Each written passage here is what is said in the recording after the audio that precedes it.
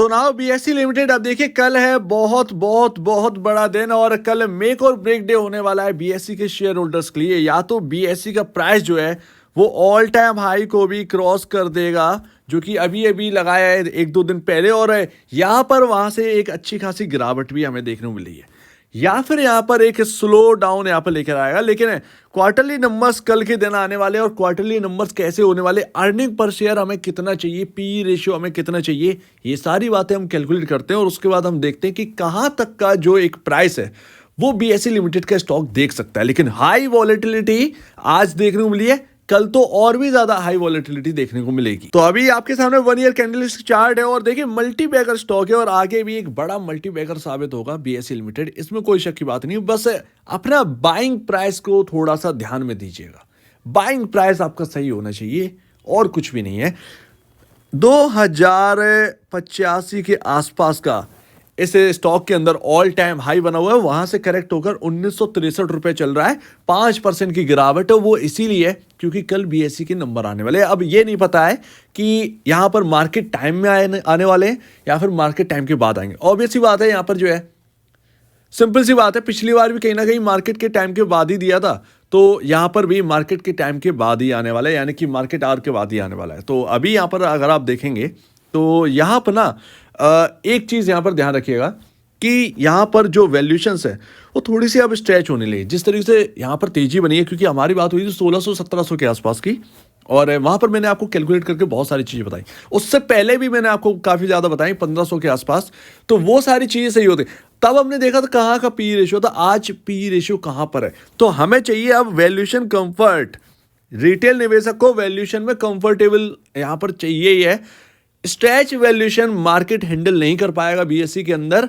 और यहां पर हम देखें क्वार्टरली नंबर्स में Q2 के अंदर कि प्रॉफिट नहीं बल्कि यहां पर अर्निंग पर शेयर को कैलकुलेट करके देखें कितना ईपीएस चाहिए, और इतना ही आ सकता है, इससे ज्यादा ही आ सकता है कहीं ना कहीं। तो अभी अगर आप देखें तो 44.21 का पी रेशियो चल रहा है बीएससी लिमिटेड का। ये अभी यहां पर देखने वाली बात है। अपनी जब बात हुई थी तो 34 के आसपास का पी रेशियो था जहां तक मुझे ध्यान है, ठीक है ना। 45.78 का ईपीएस है, जो कि यहां पर इंक्रीज यहां पर कहीं ना कहीं होगा। और यहां पर ध्यान रखिएगा जिस तरीके से सेंसेक्स के यहां पर कॉन्ट्रैक्ट लॉन्च करे थे बीएसएक्स, अगर आपको याद हो तो वो ध्यान रखिएगा कि बीएससी का जो आपको नंबर्स देखने हैं वो क्वार्टर दर क्वार्टर देखने हैं, क्योंकि ईयर ऑन ईयर बेसिस पर देखने का मतलब ही नहीं है। अभी यहाँ पर जो है फ्यूचर कॉन्ट्रैक्ट लॉन्च करे गए उनकी तरफ से, उससे कुछ ना कुछ प्रॉफिटेबिलिटी ट्रांजैक्शन जो चार्जेस है वो इनके हाथ लगे होंगे।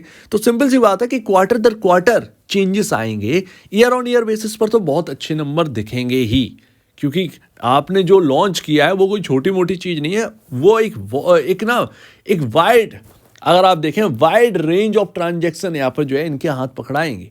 और आप तो जानते हैं कि करोड़ों में वॉल्यूम होता है, तो वो सिंपल सी बात है, बेनिफिट तो कहीं ना कहीं होना ही है। तो वो नंबर्स पर रिफ्लेक्ट करेगा, लेकिन नंबर्स आपको क्वार्टर दर क्वार्टर भी देखने हैं सबसे ज़्यादा, ईयर ऑन ईयर बेसिस पर तो फिर वो नंबर बने ही रहेंगे मेरे ख्याल से जहाँ तक है। लेकिन अब यहाँ पर जो है ना 42.11 का इंडस्ट्री पी है, जो कि यहाँ पर दिखा रहा है कि 44.21 का जो आपके स्टॉक का पी रेशियो है। वैल्यूएशन जो है वो स्ट्रेच अब होना स्टार्ट हो गई है, हो नहीं गई है, होना स्टार्ट हो गई है। तो ये ध्यान रखिएगा, क्योंकि मोनोपोली है बीएससी की, मोनोपोली एक लौता स्टॉक लिस्टेड है और उसको थोड़ी सी वैल्यूएशन ज़्यादा ही मिलेगी, प्रीमियम पर इस स्टॉक को रखा जाएगा मार्केट के अंदर। क्योंकि हमेशा आप देखिए तो सबके साथ यही होता हुआ दिखा है, और ग्रोथ यहाँ पर कंटिन्यू दिखाई रहा है, तो इनको प्रॉब्लम नहीं है।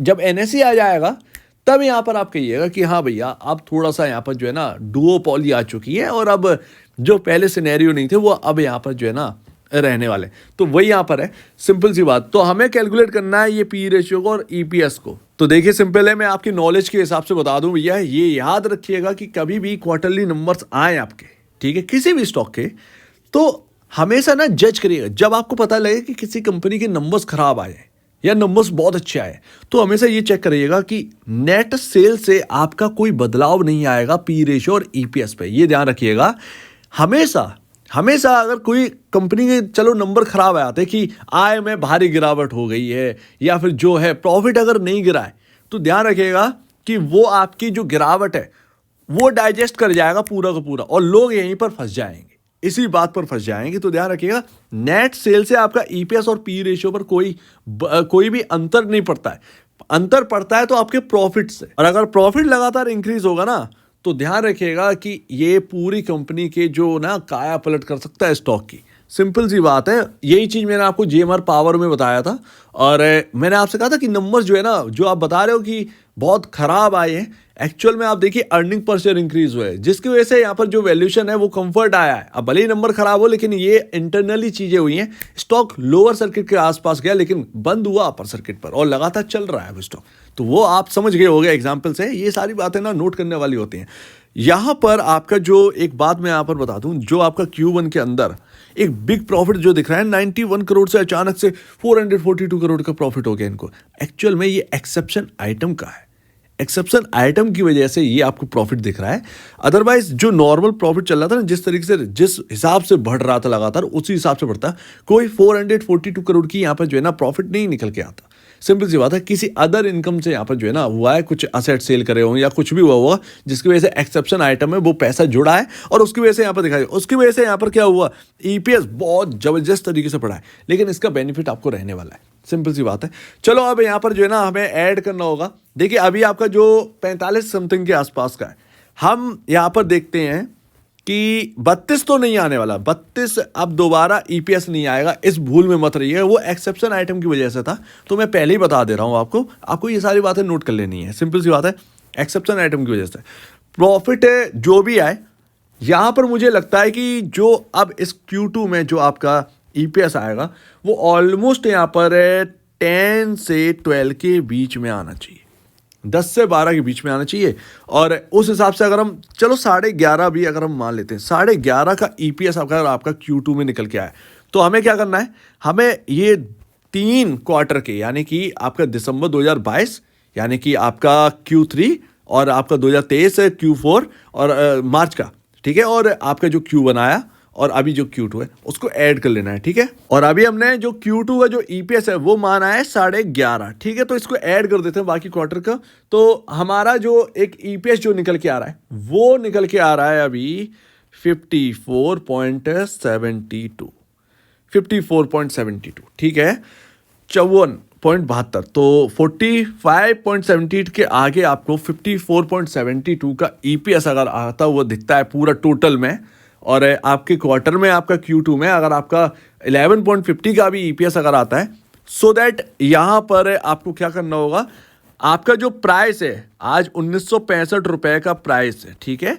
डिवाइड कर देना है आपके अर्निंग पर शेयर को 54.72। तो आपका जो आपका पी रेशियो है वो आपका 44.21 है, 35.91 निकल के आएगा, 35.91 का पी रेशियो रह जाएगा, यानी कि 44.21 के मुकाबले 35.91 का पी रेशियो होगा, जो कि आपका इंडस्ट्री पी से काफ़ी बिलो होगा। तो आ गया ना कंफर्ट, वैल्यूएशन में कंफर्ट आ गया। चलो मैं मानता हूँ यहाँ पर बहुत सारे लोगों को ये कहना होगा कि अरे यार इतनी ग्रोथ नहीं दिखाएगा, अभी तो स्टार्ट ही किया। चलो मैं 8.5 मान लेता हूँ, 8.5 का ईपीएस, ठीक है, पिछले क्वार्टर लगातार बढ़ते ही आ रहा है, और यहाँ पर 8.5 तो मामूली बात है, आ सकता है, कोई बड़ी बात नहीं है। खैर ये एक हम अपना एक प्रिडिक्ट कर रहे हैं, सिंपल सी बात है, तो वो यहाँ पर है। लेकिन फ्यूचर कॉन्ट्रैक्ट जो लॉन्च किए ना, उससे थोड़ा सा ना यहाँ पर ना ये क्वार्टर कहीं ना कहीं एक सरप्राइज कर सकता है, कहीं ना कहीं ये सरप्राइज कर सकता है। चलो 8.5 का ईपीएस मानते हैं, तब भी यहाँ पर 3 क्वार्टर का ऐड करने के बाद ना ऑलमोस्ट आता है 51.72 का यहाँ पर ईपीएस, ठीक है, 51.72 का। और देख लीजिए 45.78 के आगे 51.72 का ईपीएस, और अगर हम 1965 रुपए में, जो कि आज का क्लोजिंग के आसपास का प्राइस है, 51.72 का जो है वो डिवाइड कर देंगे, तो ऑलमोस्ट यहाँ पर जो है ना 37.99 का पी रेशियो निकल के आएगा, जो कि 44.21 के मुकाबले काफ़ी बेहतर और आपका इंडस्ट्री के कंपैरिजन काफ़ी कम है। ये यहाँ पर वैल्यूएशन कंफर्ट लेके आएगा, बहुत बड़ी वैल्यूएशन कंफर्ट नहीं लेके आएगा, लेकिन वैल्यूएशन कंफर्ट आ जाएगी। एटलीस्ट आपका जो गेंस आपने अभी तक बनाए हैं बीएसई लिमिटेड के अंदर, वो एक्चुअल में होल्ड होने लगेंगे। एटलीस्ट वो आपके गेंस जो है वो ये कहने लगे कि हाँ भैया यहाँ पर गिरावट का कोई चांसेस नहीं है, ये यहाँ पर ना शब्द निकल कर आएंगे बीएसई लिमिटेड के अंदर। और अगर कोई बड़ा सरप्राइज आ गया और ईपीएस जो हम देख रहे हैं कि इसके मुकाबले और अगर ऊपर आ गया, तब तो फिर कहने क्या, फिर तो भैया एक अलग ही मूव यहाँ पर जो है बीएसई लिमिटेड का स्टॉक दिखाने वाला है। तो देखिए कुछ कह नहीं सकते इस क्वार्टर का, क्योंकि बीएसई का यहाँ पर जो है ना कहीं फैक्टर होगा, वो फ्यूचर कॉन्ट्रैक्ट का कहीं ना कहीं आ सकता है इस क्वार्टर के अंदर। लेट्स सी, बट इस हिसाब से ये रहने वाला है आपका। तो कहीं ना कहीं वैल्यूएशन कंफर्ट जो है वो यहाँ पर देखने को मिलेगी। बाई चांस अगर इस क्वार्टर में अगर कुछ नहीं देखने में, तो जो रेगुलर ग्रोथ है, अगर उस हिसाब से भी मैंने आपका 8.50 का ईपीएस जो है ना वो मैंने बताया, अगर रेगुलर ग्रोथ के हिसाब से भी ना तब भी आपको कंफर्ट मिल जाएगा। लेकिन बाई चांस अगर खराब रिजल्ट आते हैं तब आपको तैयार रहना होगा, और तैयार रहना होगा भैया एक गिरावट के लिए। लेकिन उस वक्त ना कैलकुलेट, जो मैंने आपको बताया कि ईपीएस को कैलकुलेट करने लगा, गिरावट आई, नंबर्स खराब आए, ऐसे नहीं किसी का सुनना है, आपको खुद भी कैलकुलेट करना है, जो कि मैंने आपको ऑलरेडी बता चुका हूं। प्रॉफिट इंक्रीज होगा, अर्निंग पर शेयर पर ध्यान देना, कैलकुलेट कर लेना बस। एंड लास्ट, यहां पर जो लेवल्स हैं वो इंपॉर्टेंट लेवल्स कहां पर होंगे, तो ऑलमोस्ट भाई यहां पर आपका 1899 का लेवल जो है वो इंपॉर्टेंट कहीं ना कहीं रहने वाला है। अगर गिरावट रुकेगी तो कहीं ना कहीं 1899 से 1895 तक अगर कल एक गिरावट भी आपको देखने मिली, तो कहीं ना कहीं इन लेवल्स पर होल्ड होना चाहिए बीएसई का स्टॉक। इन लेवल्स पर 1899 से 1895 के आसपास कहीं ना कहीं होल्ड होना चाहिए। सो दैट इस पर ध्यान रखिएगा। अब क्या हुआ है कि लगातार जो वन वे रैली लगाई है ना इस स्टॉक ने, तो इंपॉर्टेंस लेवल जो है ना वो निकालना आसान नहीं है। ठीक है, अगर ये लेवल टूट गया 1899 से 1895 की जो एक रेंज है वो अगर टूट गई, तो भाई यहाँ पर और थोड़ी सी गिरावट हो सकती है। ऐसे में कहीं ना कहीं 1800 तक की यहाँ पर जो है कहीं ना कहीं जगह बनती है गिरावट की, 1800 तक भी गिरावट हो सकती है। लेकिन बस वही है कि नंबर्स, और कल वॉलेटिलिटी बहुत रहेगी, तो थोड़ा सा आप अपने आप को सेफ्टी पर्पज से भी रखिएगा, थोड़ा सा बचाओ के चलिएगा, ज़्यादा बेहतर है। अपना पैसा भी बचना चाहिए, ये भी मायने रखता है। कल वॉलेटिलिटी काफ़ी ज़्यादा रहने वाली है। आज तो 5% आपने देखा होगा किस तरह की वॉलेटिलिटी रही है इसके अंदर, कल और भी ज़्यादा रहेगी, क्योंकि नंबर्स का यहाँ पर आने वाले, और नंबर्स आप मार्केट टाइम में अगर आ गए तो बहुत ही अच्छी बात है। अदरवाइज ज़्यादातर चांसेस यही है कि आपके Q2 के नंबर्स मार्केट बंद होने के बाद ही आपके सामने रखे जाएं। सो उम्मीद है आप इस बात को समझेंगे। कल आने दीजिए नंबर्स, ईपीएस को कैलकुलेट करेंगे, पी रेशियो को हम देखेंगे, और फिर हम देखते हैं कि कहाँ तक के लेवल्स जो है वो नज़र आते हैं। सो उम्मीद है आप इस बात को समझिएगा। आप क्या कहना है इसके ऊपर कमेंट सेक्शन में कहिए, और अब देखिए वीडियो देखने के लिए बहुत धन्यवाद दोस्तों।